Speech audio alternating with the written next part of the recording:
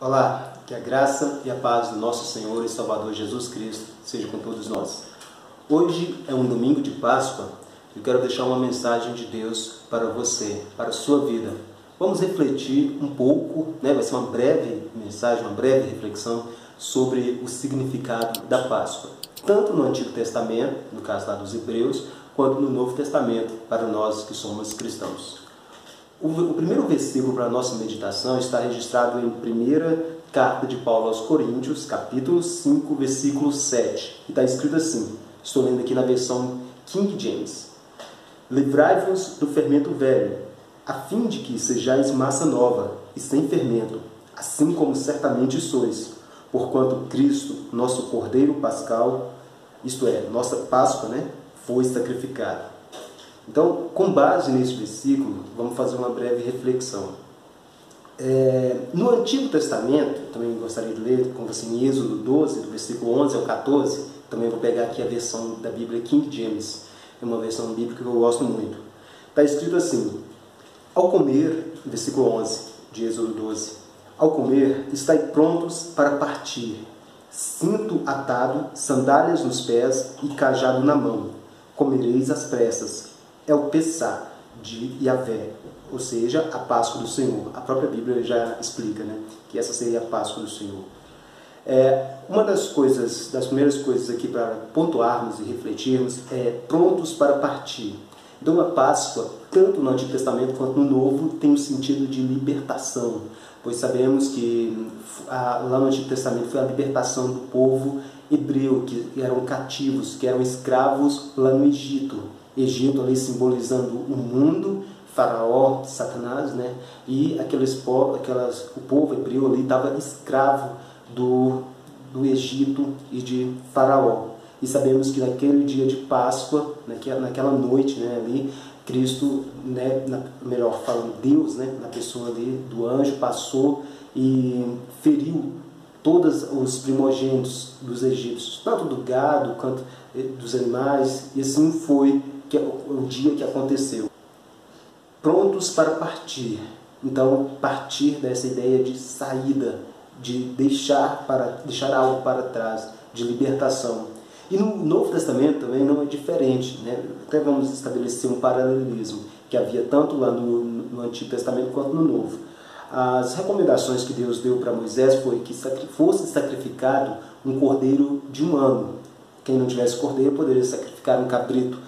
E o sangue desse cordeiro seria passado nos umbrais das portas dos egípcios. Isso para quando o anjo da morte, ou o próprio Senhor, vindo ali com a praga da destruição, passando por aquelas portas, pudessem eles serem livres, ia passar por cima, deixarem ilesos.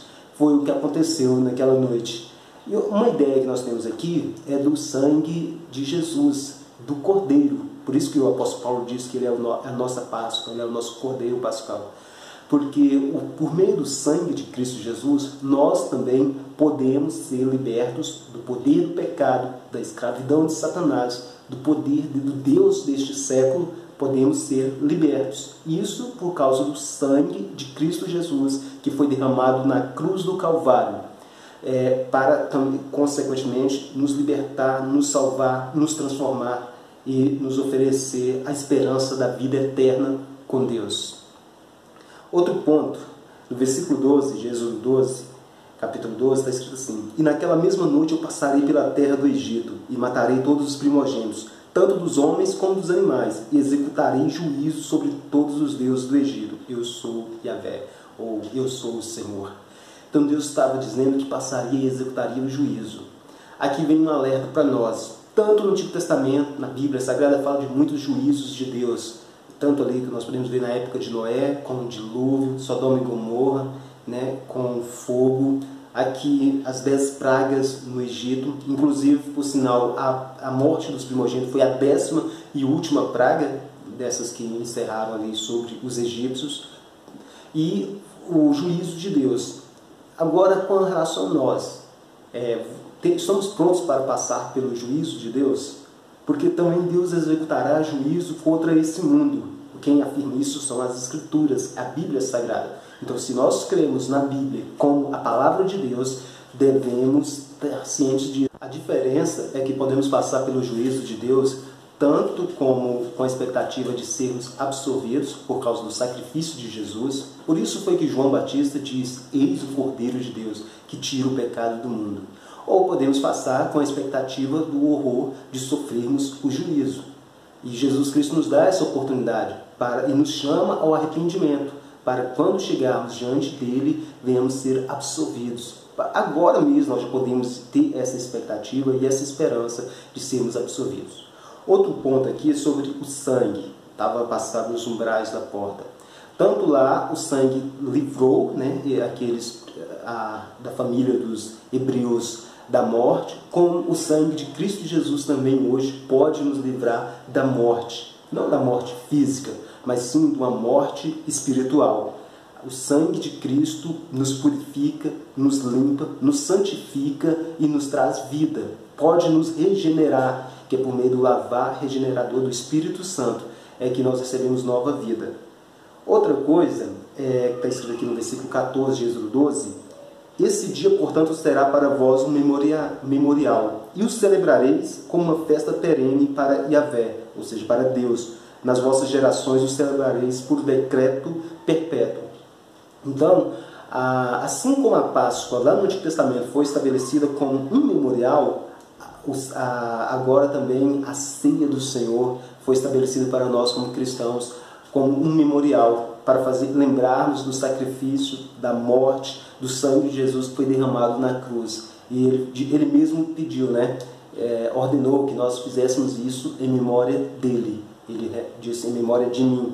Então, queridos, essa é a mensagem que eu tenho para vocês nesse dia de Páscoa. E também dizer, que Páscoa é muito mais do que mandar imagens, vídeos. Isso é muito bom e às vezes pode ser frutífero, do que o ovo da Páscoa, o comércio. A Páscoa é refletirmos sobre o verdadeiro significado de nos desvencilharmos de tudo aquilo que pertence à velha natureza, ao velho homem, livrar do fermento velho, como disse o apóstolo Paulo, e nos tornarmos massa nova, novas criaturas em Cristo Jesus. Esse é o objetivo do sacrifício de Jesus Cristo. Esse é o objetivo de Deus ter enviado Jesus Cristo ao mundo como Cordeiro. Tal como o Cordeiro que substituiu lá no Antigo Testamento, Cristo também veio e substituiu-nos ali na cruz do Calvário para nos salvar, nos libertar e nos conceder a vida eterna. Que Deus abençoe cada um de vocês, em nome de Jesus Cristo. Amém.